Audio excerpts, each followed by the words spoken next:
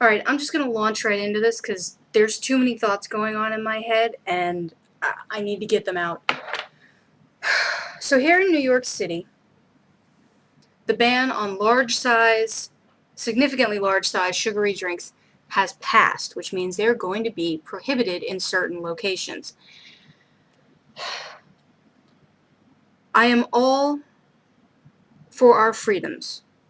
Speech, life, liberty. I'm all for equal rights. I don't care who you love. I don't care who you sleep with. I don't care who you choose to have a family with or not. As long as you're kind and compassionate towards every living being, I'm including anything that swims, flies, walks on 4 paws or 2, then I can get along with you. But there are people online who are trolls. This is a reality of the internet. It always has been. But here's the thing, people. And I say this as someone who is at least half Jewish, and on the other side of my heritage, part Italian, known for fascism in World War II, and part German, known for Nazis in World War II. Let me clarify how obscene you have to be using references to Bloomberg's government as Nazi tactics. Okay? I grew up in a house with a violently militant mother. Yes, there were times I was physically abused. Yes, the entire time she was alive during my lifespan, I was violently abused emotionally and verbally. I have psychological scars that the top shrinks I've seen all agree will never go away. As a result, I have had physical issues, not the least of which is self-abuse, self-mutilation, self-destructive behavior, not the least of which demonstrated by the fact that at age 19, I had a pack-a-day smoking habit, had continually drunk underage for the better part of 5 years at that point, and weighed 340 pounds and needed to have gastric bypass at 19. For you to turn around and say that the government is stepping too far by restricting what size drink you can get and where you can get it is insanity, because that's not what the law is. It is specific to locations, and it is specific to sizes of soda significantly larger than any human being needs to consume in one experience. And I'll tell you this, most Americans are so obese to morbidly obese to, let's be real, criminally obese, that allowing them the opportunity to have more than one of these significantly bad for them sized sugary drinks is insanity in and of itself. I am not suggesting that we live in a state of Gestapo tactics and Nazi morals. I am not suggesting we should be told what to wear, where to go, how to dress, what to do, what to eat, when to eat. I'm not suggesting that. But you know what? The only reason I see for people getting on Bloomberg's ass and calling it a nanny state is that they are not providing the behavior they should as a parent. They did not receive the behavior they should have as a parent. And our society in general has lost complete understanding of the concept of take care of yourself. There are warning labels on alcohol. There are warning labels on cigarettes. People have known these things were bad for you as long as they've been around. And let's be real again, alcohol in any form has been around since well before ancientest Egypt. Fermentation is a basic process, okay? Booze has been around forever. But nowadays, there are studies, there are doctors in this world who will tell you things like red wine are good for your heart in moderation.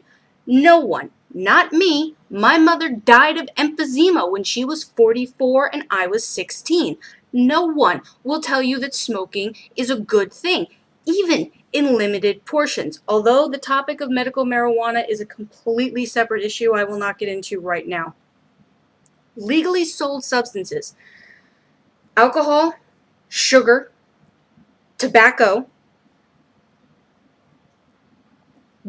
this is all on the same level. This is all on the same level because the issue at its fundamental base is that people have lost the capacity to common sense portion. Lost it. Because the nature of modern food industry is to mass produce for less cost to increase profit. It is not to produce healthy, sustainable goods for the betterment of the population. The concern is not the population. The concern is the economic bottom line, which is another really shitty way to go about things, because you know what? Our economy trashed. Trashed, trashed, trashed. And I'm not going to say it's based on one political party or another political party, because if that was true, then there would clearly be one political party that always did better for the economy. But we've all fucked it up. Every last damn politician, Democrat, Republican, Independent, doesn't matter. We've all fucked it up, and we've all played a hand in that. Everybody has blood on their hands. But to turn around and behave in this kind of, one person on the internet said to me not that long ago, it was earlier today, that my mother died of emphysema as a result of her own voluntary choice to smoke, that nobody forced her. All right, you know what? As a standpoint, that makes logical sense. No one held a gun to my mother's head and told her, you have to smoke 2 packs a day of cigarettes. She did that to herself over an incremental period. I do not deny the reality of that. What I argue is that no one told her to, because in my case, in my mother's case, she was in a coma at one point. Obviously, health-related conditions took over. And for 3 weeks, she was in the intensive care unit of a major Maine center of medicine, in the cardiac unit, on a medication so strong they call it heart's milk. And she was only allowed to be on it for 3 of the days that she was there. While she was in the coma, they kept her on the nicotine patch. This is the state of things we live in. This was the idiocy of the ruling body then. It is the idiocy of the ruling body now, because instead of completely obliterating, or at least taking steps to obliterate the things that do the most harm to us, which has become our food, they say, you know what? Let's keep them hooked on the drug. We'll keep feeding them things that make them dependent. We'll keep giving them chemicals that provide them the necessary basis to crave it, to need it desperately. And mind you, I say this as a recovering food addict. I say this as a continual chocoholic. It is not easy. It took me so long to get off of fast food. The only reason I even started giving up fast food is that my husband, was now my husband, he was then my boyfriend, hates fast food chains. He despises them. He sees no point to them. He sees no logic to them. He loves cart food. He loves going to diners where people have to make things on a grill. And he grew up in New York. But you know what the difference is? He grew up outside the city. He grew up in an area of New York where people still feed each other at home. So do us all a favor, Internet. Do us all a favor, world. Stop bitching about it being a nanny state. Stop bitching about people trying to control you. And stop bitching about laws and bans and restrictions that you have no fundamental understanding of, because you've never read the text of what you're bitching about, okay? And please stop making insane, obscene references to things like mass genocide, as if someone telling you you can't have a sugary beverage of a certain size with dinner is the same thing. It's not.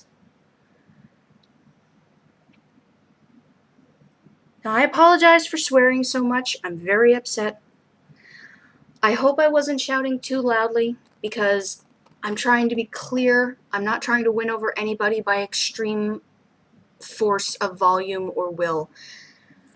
But I had to get that out. And I really hope somebody takes that to heart other than me.